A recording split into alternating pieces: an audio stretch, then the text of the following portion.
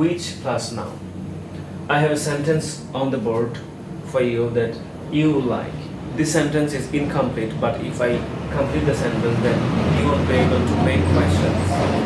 So first you need to make the sentence interrogative, and that's why this is an present simple tense. So do will be first, because do you like, this will be the question form of this sentence. এখন যদি আমি এখানে which লিখে দিয়ে দিই, যে which do you like, this sentence does not make any sense. So this is not a correct question. which দিয়ে প্রশ্ন করতে হলে আপনাকে অবশ্যই which এর সাথে একটি নাউন ব্যবহার করতে হবে। আপনাকে বলতে হবে, আপনি যদি বলেন কোন কলম, which pen, কোন রং, which color, কোন খাবার, which dish, কোন বই, which book.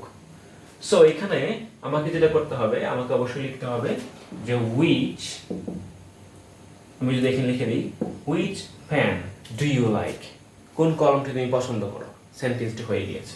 এখন যদি বলি which color do you like, তুমি কোন রং পছন্দ করো, সেন্টেন্সটি হয়ে গিয়েছে। which dish do you like, এখানেও কিন্তু সেন্টেন্স হয়ে গিয়েছে। তার মানে একটা বিষয় ক্লিয়ার, যখনই which দিয়ে প্রশ্ন করতে হবে তখন অবশ্যই which প্লাস একটি নাউন আমাদেরকে দিতে হবে। which pen, কোন কলম, which book, কোন বই, which place, কোন জায়গা, which brand, কোন ব্র্যান্ড। তো এরকম করে একটা which এর পরে কোনো নাউন দিয়ে একটা প্রশ্ন তৈরি করা যাবে।